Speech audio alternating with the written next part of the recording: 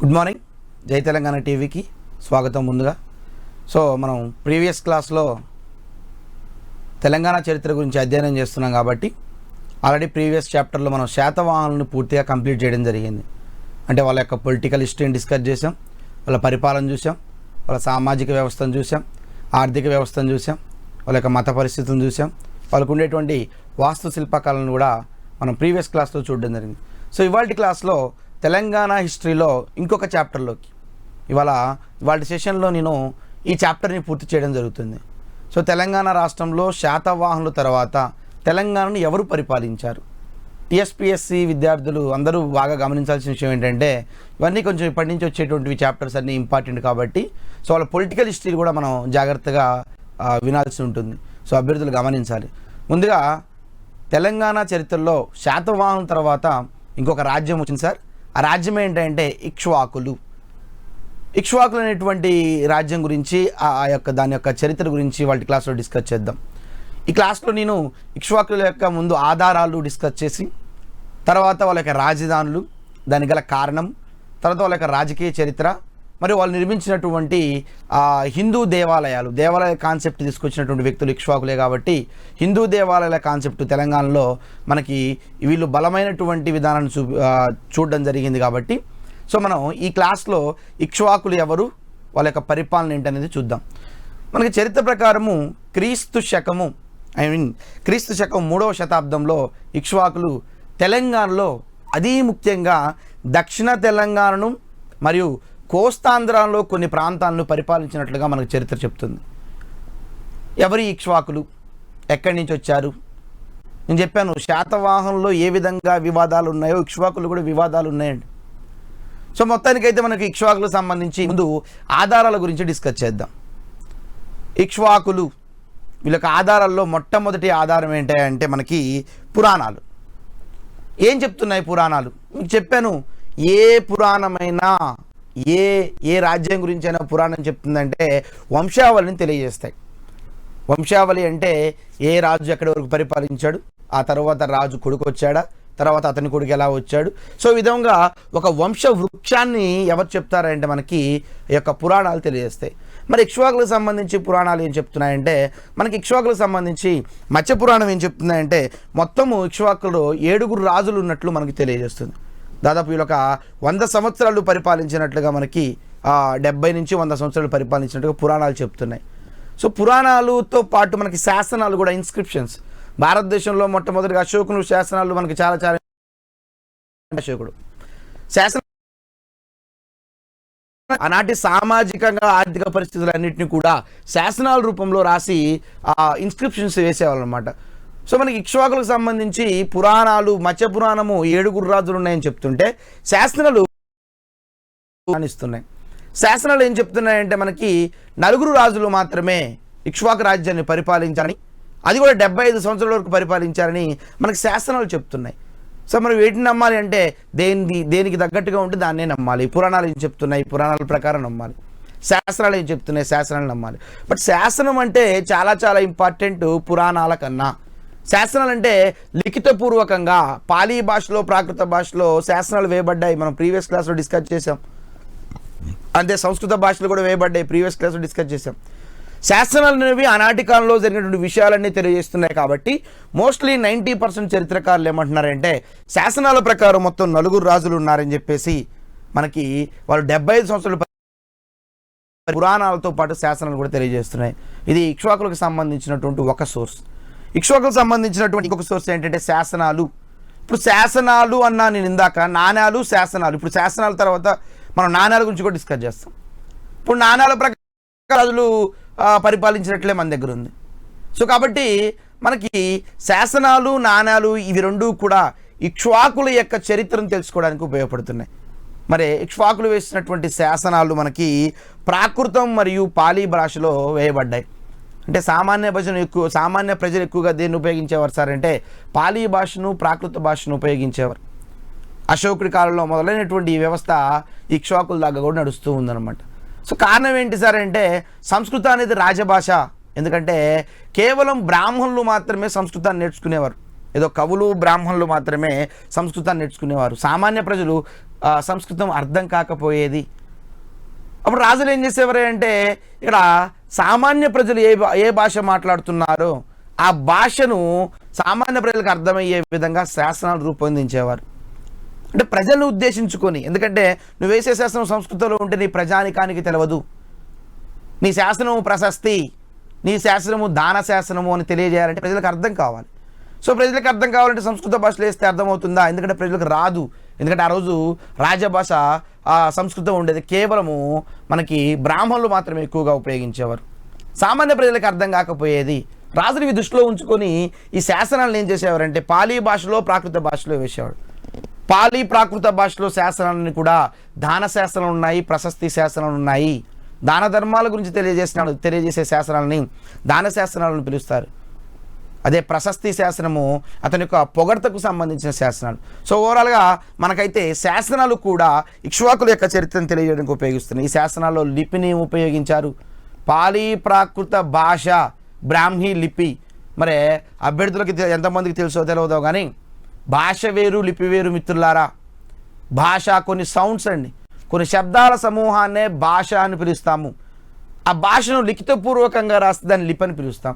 So మీరు తెలుసుకోవాల్సిన విషయం ఏంటంటే ప్రతి జీవికి కూడా భాష ఉంటుంది, కానీ మానవుల్లో కొంత వర్గానికి మాత్రమే లిపి ఉంటుంది. ఇది కొంత వర్గం ఎందుకనేది నేను చెప్తాను, నెక్స్ట్ క్లాస్లో చెప్తాను.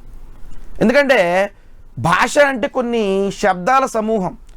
ప్రతి జంతువు కూడా శబ్దం చేస్తుందండి. ఒక్కొక్క జంతువు ఒక్కొక్క, మానవుడు కూడా ఒక శబ్దాన్ని చేస్తున్నాడు. ఆ శబ్దమే భాష, కొన్ని శబ్దాల సమూహమే భాష. ఆ భాషను లిఖితపూర్వకంగా నువ్వు ఏ విధంగా అయితే ఆ రాగి ఫలకాలపై కానివ్వండి లేకపోతే శాసనాలపైన కానీ నువ్వు లిఖితపూర్వకంగా రాస్తే దాన్ని లిపి అంటారు. సో కాబట్టి భాష వేరు లిపి వేరు. మరి ఇక ఇక్ష్వాకుల కాలంలో ఉండేటువంటి శాసనాలన్నీ కూడా ఏ భాషలో ఎక్కువగా లభించాయంటే ఏ లిపిలో ఎక్కువగా లభించాయంటే బ్రాహ్మీ లిపిలో ఎక్కువగా లభించాయి. ఏ భాష? పాలీ భాష, ప్రాకృత భాషను ఎక్కువగా ఉపయోగించారు. ఒక మనకి నాగార్జున కొండలోనే ఇక్ష్వాకులకు సంబంధించినటువంటి 80 శాసనాలు బయటపడ్డాయి. నాగార్జున కొండ ఎందుకు నేను నాగార్జున కొండ అంటున్నానంటే ఇక్ష్వాకుల యొక్క రాజధాని విజయపూరిని ప్రస్తుతం నాగార్జున కొండ అని పిలుస్తున్నారు. అందుకనే ఇక్ష్వాకులకు సంబంధించిన విషయాలు ఒకసారి తెలుసుకున్నట్లయితే అంటే మనకు ఒక ఆన్సర్ వచ్చేసింది. ఇక్ష్వాకుల యొక్క రాజధాని ఏంటి? నాగార్జున కొండ. దాన్ని ఏమని పిలిచారు? విజయపూర్ అని పిలిచారు. పురాణాల్లో ఒక రకమైనటువంటి స్టేట్మెంట్ ఉంది. పురాణాల్లో ఏ రకమైన స్టేట్మెంట్ ఉందంటే వీళ్ళ రాజధానిని శ్రీ పర్వతం అని పిలిచేవారు. పురాణాల ప్రకారం, మత్స్య పురాణం ప్రకారం శ్రీ పర్వతము, అందుకని వీళ్ళు శ్రీ పర్వతీయులు అని పిలుస్తారు. అంతేకాకుండా పురాణాల్లో ఇంకొక పేరు పడ్డది ఏంటంటే శ్రీ పర్వతీయులు ఆంధ్రభృత్యులు. ఎవరు? ఇక్ష్వాకులు. మనకు మత్స్య పురాణం చెప్తుంది. సో ఓవరాల్గా ఉండే కాన్సెప్ట్ ఏంటంటే వీళ్ళ రాజధాని ఏంటంటే విజయపూర్ అంటే ఆనాడు శ్రీపర్వతం అంటే ఎగ్జాక్ట్గా మీకు చెప్పాలంటే మిత్రులారా శ్రీశైలం నుండి నాగార్జున సాగర్ వరకు దాన్ని రాజధానిగా చేసుకుని మిగిలిన ప్రాంతాలన్నింటినీ కూడా పరిపాలించిన వ్యక్తులు ఎవరంటే ఇక్ష్వాకులు. ఆ శ్రీశైలం నుంచి నాగార్జున కొండ వరకు మధ్యలో ఉండేటువంటి ప్రాంతాన్ని ఏమని పిలుస్తున్నారంటే శ్రీపర్వతం అని పిలుస్తారు. దాన్నే ప్రస్తుతం నల్లమల్ల అని పిలుస్తున్నారు. అంటే మనకి నల్లమల్ల అటవీ ప్రాంతంలో దాన్ని రాజధానిగా చేసుకుని ఎవరు పరిపాలించారంటే ఇక్ష్వాకులు పరిపాలించారు. అందుకనే మనం ఒక నాగార్జున కొండలోనే 80 రకాల శాసనాలు బయటపడ్డాయి. ఒక్కొక్క శాసనం కూడా ఒక్కొక్క రాజును తెలియజేస్తుంది. వాసిష్ఠ పుత్ర పులోమావి, శాంతామూల 2. సో రకరకాలైనటువంటి రాజుల గురించి ఇక్కడ మనకి డిస్కస్ చేస్తూ ఉన్నాం అనమాట. సో మై డియర్స్, ఇక్కడ నేను చెప్పేది ఏంటంటే రాజధాని ఇంపార్టెంట్, పురాణాల్లో రాజధానిని ఏమని పిలిచారని ఇంపార్టెంట్, పురాణాల్లో ఇక్ష్వాకులను ఏమని పిలిచారనేది కూడా చాలా చాలా ఇంపార్టెంట్. సో ఓవరాల్గా ఉండే కాన్సెప్ట్ ఏంటంటే ఇక్కడ మనకు ఉండేటువంటి ఈ విషయాన్ని ఒకసారి మనం గమనించుకున్నట్లయితే సో ఇక్ష్వాకులకు సంబంధించినటువంటి రాజధాని విజయపూర్ని రాజధానిగా చేసుకొని వీళ్ళు పరిపాలించారు. ఓకేనా? అది మనకు ఉండేటువంటి కాన్సెప్ట్. నెక్స్ట్ ఇకపోతే మనకి శాసనాల తర్వాత నాణ్యాలు కూడా మోస్ట్ ఇంపార్టెంట్ అండి. సో నాణ్యాలు కూడా మనకి అత్యంతమైనటువంటి కీలకమైన అంశాలను మనకు తెలియజేస్తున్నాయి ఇక్ష్వాకుల గురించి. నేను చెప్పాను నాణ్యాలు భారతదేశంలో మొట్టమొదటిగా పంచ్-మార్క్డ్ కాయిన్స్. నాణ్యాలు దేనికి ఉపయోగపడతాయంటే 2 రకాల విషయాలు ఉపయోగపడతాయి. ఒకటి ఆనాటి అంతర్జాతీయ వ్యాపారము, దేశీయ వ్యాపారము, అంతర్జాతీయ వ్యాపారము జరిగిందా జరగలేదని చెప్పవచ్చు. నెక్స్ట్ ఆర్థిక వ్యవస్థ ఎలా ఉంటుందో చెప్పవచ్చు. అది కాకుండా నాణాలు ఇంకా దేని తెలియజేస్తున్నాయంటే ఇక్ష్వాకుల యొక్క చరిత్రను తెలియజేస్తున్నాయి, సోర్సెస్ని తెలియజేస్తున్నాయి, ఆధారాలు ఉన్నాయి మన దగ్గర.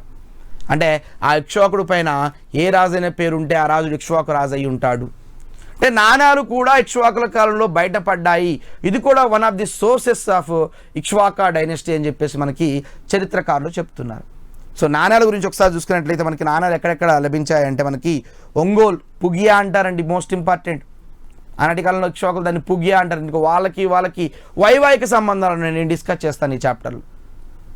సో పుగియాలో ఉండేటువంటి రాజులు వీళ్ళకి వాళ్ళకి అక్కడ బయటపడ్డాయంటే వాళ్ళకి ట్రాన్సాక్షన్ జరిగింది, వ్యాపారం జరిగింది. అంతేకాకుండా మనకి ఏలేశ్వరం, నల్లగొండ జిల్లాలో ఏలేశ్వరం ఆ ప్రాంతంలో ఇక్ష్వాకుల యొక్క నాణ్యాలు బయటపడ్డాయి. నెక్స్ట్ పోతే నేలకొండపల్లి, మోస్ట్ ఇంపార్టెంట్, మన ఖమ్మం డిస్టిక్ వస్తుందండి. ఇక్కడే కోదాడ సరిహద్దు దాటిన తర్వాత నేలకొండపల్లి, అక్కడే మనం బౌద్ధ స్తూపాన్ని కూడా చూస్తామండి. సో కాబట్టి నేలకొండపల్లిలో కూడా ఇక్ష్వాకుల యొక్క కాయిన్స్ అనేవి బయటపడ్డాయని చెప్పుకోవచ్చు. దాంతోపాటు ఫణిగిరి, సూర్యాపేట డిస్టిక్ అండి, తర్వాత నాగార్జునకొండ. ఇప్పుడు నేను చెప్పినటువంటి ఏరియాస్ అన్నింటిలో కూడా ఇక్ష్వాకుల యొక్క నాణ్యాలు బయటపడితే వాళ్ళ చరిత్ర ఈజీగా ఐడెంటిఫై చేయడం జరిగింది. సో కాబట్టి ఇక్ష్వాకుల యొక్క చరిత్రను తెలుసుకోవడానికి 3 సోర్సులు ఉన్నాయి మిత్రులారా. గ్రూప్ 1 మెయిన్స్ రాస్తే మీరు సోర్సెస్ గురించి అడుగుతూ ఉంటాడు. 1 శాసనాలు, 2 మనకి పురాణాలు, 3 నాణ్యాలు. ఇవి 3 ద్వారా మనం ఏ రాజ్యం యొక్క చరిత్ర తెలుసుకుంటున్నామంటే ఇక్ష్వాకుల యొక్క రాజ్య చరిత్రను తెలుసుకోవడానికి చాలా చాలా ఇంపార్టెంట్గా ఉపయోగపడుతుంది అనమాట. అయితే ఇక్ష్వాకులు ఎవరు కాన్సెప్ట్ చాలామందికి మనం శాతవాహనులు అనుకున్నాం. వీళ్ళు ఆర్యులా, ద్రావిడ్లా, వీళ్ళు యక్షజాతి వారా, నాగజాతి వారా, వీళ్ళది ఏ కులము, మిశ్రమ కులమా, బ్రాహ్మణ కులమా, లేకపోతే క్షత్రియ కులమా, నెక్స్ట్ వీళ్ళు ఎక్కడి నుంచి వచ్చాడు, కర్ణాటక నుంచి వచ్చారా, మహారాష్ట్ర నుంచి వచ్చారా, అట్లా ఏ విధంగా చెప్పుకున్నామో ఇక్ష్వాకులకు సంబంధించి కూడా కొన్ని వివాదాలు మనకు చరిత్రకారులు రేపుతున్నారు. ఇప్పుడు యాక్చువల్లీ ఇక్ష్వాకులు మనం ఇందాక నాగార్జునకొండలో 80 శాసనాలు బయటపడ్డాయి. దాంట్లో ఒక శాసనంలో ఒక రాజు, ఇక్ష్వాకు రాజు ఏమి విచించాడు అంటే, మేము అయోధ్యను రాజధానిగా పరిపాలిస్తున్నటువంటి కోసల రాజ్యానికి సంబంధించినటువంటి రాముడు కులానికి సంబంధించిన వ్యక్తులము, మేము అందుకనే ఇక్ష్వాకులం అని చెప్పుకున్నారండి. అందుకని వాటికి రాముడి యొక్క వంశం ఏంటంటే ఇక్ష్వాకు కుల వంశము అని పిలుస్తారు. వీళ్ళు ఎక్కడి నుంచి వచ్చారు? ఇక్ష్వాకుల దగ్గర నుంచి వచ్చారు. అంటే ఎవరు చెప్పుకుంటున్నారు? వాళ్ళుగా చెప్పుకుంటున్నారు. ఎలా చెప్పుకున్నారు? ఇన్స్క్రిప్షన్ రూపంలో చెప్పుకున్నారు. మా నాగార్జునకొండ శాసనం బయటపడుతుందండి. అక్కడ మనకి ఒక శాసనంలో ఏం రాసిందంటే, మేము ఇక్ష్వాకులము, తమకు తాము ఇక్ష్వాకులం అని రాసుకున్నారు. ఎందుకు మీరు ఇక్ష్వాకులం అంటే, మేము రాముడి వంశానికి సంబంధించినటువంటి ఇక్ష్వాకు వంశానికి సంబంధించిన వ్యక్తులము. మేము ఎక్కడి నుంచి వచ్చామంటే ఒక కోసల యొక్క రాజధాని అయోధ్యలో మేము అక్కడ ఉండి ఎక్కడి నుంచి వలస దక్షిణ భారతదేశంలో ముఖ్యంగా దక్షిణ తెలంగాణకు వచ్చి ఇక్కడ మేము ఒక స్వతంత్రాన్ని ఏర్పాటు చేసుకుని రాజ్యాన్ని స్థాపించినామని ఎవరంటున్నారంటే ఇక్ష్వాక వంశానికి సంబంధించిన రాజులని చెప్తున్నారు. చరిత్రకారులు కొట్టిపారేశారు. చరిత్రకారులకు కావాల్సింది ఫ్యాక్ట్ కావాలి. చరిత్రకారులు అధ్యయనం చేసి మనకి బండాట్కర్ అనేటువంటి ఒక చరిత్రకారుడు ఇతను ఏమంటున్నాడే అంటే, వీళ్ళు ఇక్ష్వాకు వంశానికి సంబంధించిన వాళ్ళు కాదండి, వీళ్ళు అయోధ్యను పరిపాలిస్తున్నటువంటి రాముడు వంశానికి సంబంధించిన వ్యక్తులు కాదు, వీళ్ళు అక్కడి నుంచి ఏం వలస రాలేదు. మరి ఎక్కడి నుంచి వచ్చారు సార్ వీళ్ళంటే, వీళ్ళు నేను ఇందాక చెప్పాను శ్రీపర్వతం అని. శ్రీపర్వతం అంటే ప్రజెంట్ మీకు నల్లమల్ల వస్తుంది. ఆ నల్లమల్ల అటవీ ప్రాంతంలో చెంచు అనేటువంటి ఒక గిరిజన జాతి ఉండేది. ఆ చెంచు గిరిజన జాతి కొన్ని సంవత్సరాలుగా గిరిజనులుగా ఉండి కాస్త కథ నేర్చుకొని బయటికి వచ్చి శాతవాహనుల దగ్గర పరిపాలకులుగా శాతవాహనుల దగ్గర పనిచేయడానికి కుదిరారు. వాళ్ళే శాతవాహనుల అనంతరము ఒక రాజ్య స్థాపన చేశారు. వాళ్ళే ఇక్ష్వాకులు అని చెప్పేసి మనకు చరిత్రకారుడు చెప్తున్నారు. అంటే ఒక ఆయనేమో మేము అక్కడి నుంచి వచ్చామని చెప్తుంటే, అంటే వాళ్ళ రాజులు వాళ్ళ శాసనాల ప్రకారం మీరు, ఎందుకంటే ఎవడైనా తక్కువ చెప్పుకోవడానికి ఎక్కువ చెప్పడానికి ఇష్టపడతారు. ఎందుకంటే చరిత్రలో చాలామంది మీ యొక్క వంశ మూల పురుషుడు ఎవడు అంటే ఒకడు రాముడు అన్నాడు, ఒకడు లవకుశులు అన్నాడు, ఒకడేమో చంద్రుడు అన్నాడు, ఒకడు ఇంద్రుడు అన్నాడు, ఒకడు సూర్యుడు అన్నాడు. అంటే దానివల్ల ఏమవుతుందంటే వాడి స్థాయి పెరుగుతుంది అనమాట. దానికోసం వీడు ఏ వంశం అంటే వాడి వంశాన్ని గొప్పగా చెప్పుకోవడం స్టార్ట్ చేశాడు. సో ఎప్పుడైతే గొప్పగా చెప్పుకోవడం స్టార్ట్ చేశాడో, ఓకేనా, చరిత్రకారులు సోర్సెస్ ఎదుగుతూ ఉంటారు, ఆధారాలు చూస్తూ ఉంటారు. చరిత్రకు కావాల్సిన ఆధారాలు. చరిత్ర అభిప్రాయం ప్రకారం వీళ్ళు అక్కడి నుంచి రాలేదు. వీళ్ళు ఎక్కడ అంటే మన నల్లమల్ల అటవీ ప్రాంతంలో చెంచు అనే గిరిజన జాతి వాటికి కూడా ఉన్నారండి. మనకి చెంచు అనేటువంటి గిరిజన జాతి వాళ్ళు ఆ గిరిజన జాతి వాళ్ళు కాస్త నాగరికత నేర్చుకొని శాతవాహనుల దగ్గరికి వచ్చి పని చేస్తూ స్వతంత్రాన్ని ప్రకటించుకున్నారు, వాళ్ళే ఇక్ష్వాకులు అని చెప్పేసి మనకు చరిత్రకారుడు చెప్పడం జరుగుతుంది. సో ఓవరాల్గా వివాదాలు అయితే ఉన్నాయి, మిమ్మల్ని వివాదాల మధ్య సమస్యకు సంబంధించిన సమాధానం అడగడు, కానీ ఎవరెవరు ఏ వివాదాన్ని చెప్పారు అని చెప్పేసి అడుగుతూ ఉంటాడు. అది మనకి మోస్ట్ ఇంపార్టెంట్ అనమాట. ఓకేనా, ఇది మనకి ఇక్ష్వాకులకు సంబంధించినటువంటి చిన్న సోర్సెస్ అండి. ఓకేనా, వీళ్ళకి రాజకీయ చరిత్ర మనకి చాలా చాలా ఇంపార్టెంట్. నేను ఈ క్లాస్లో ఇక్ష్వాకుల యొక్క రాజకీయ చరిత్ర, వాళ్ళ యొక్క దేవాలయాల కాన్సెప్ట్, ఈ రెండింటి గురించి డిస్కస్ చేస్తాను.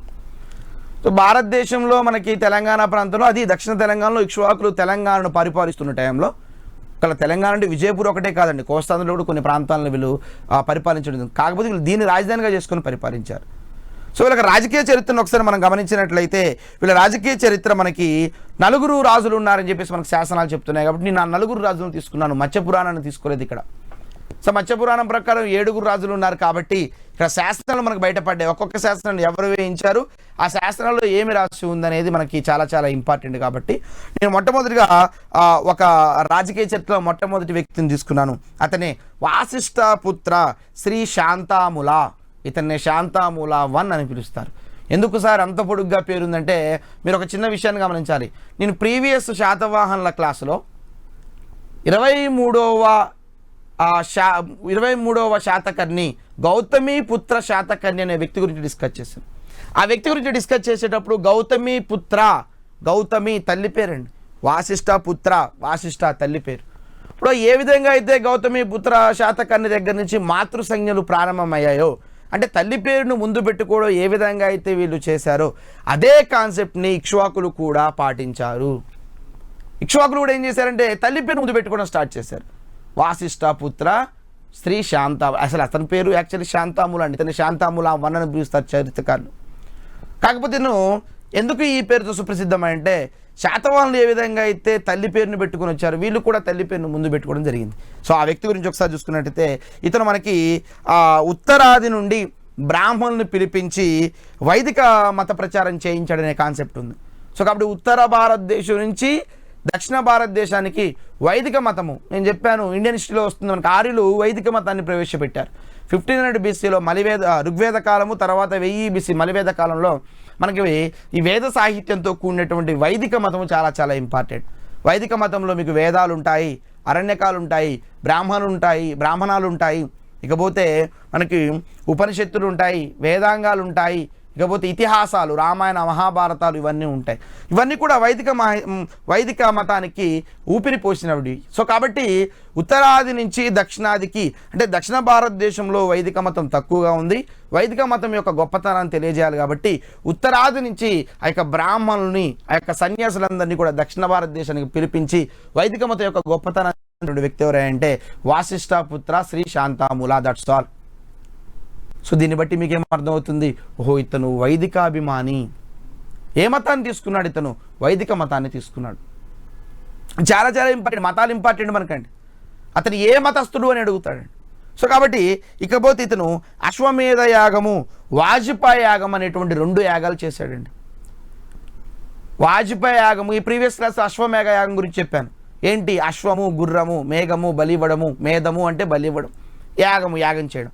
అంటే మనం అశ్వమేధ యాగము చేశాడు, మరియు ఇతను వాజపేయ యాగం చేశాడు. వాజపేయ యాగం అంటే ఒక రథాల పోటీ పెడతారండి, రాజుకి పెట్టి సామ్రాట్ అనే బిరుదుని ఇస్తారు. ఆ సామ్రాట్ అనే బిరుదు ఏ యాగం ద్వారా వస్తుంది సార్? వాజపేయ యాగము. గుర్తుంచుకోండి, మోస్ట్ ఇంపార్టెంట్. అంతేకాకుండా ఇతను అనేక రకాలైనటువంటి యాగాలు చేసినట్లు కూడా మనకి చరిత్ర చెప్తుంది.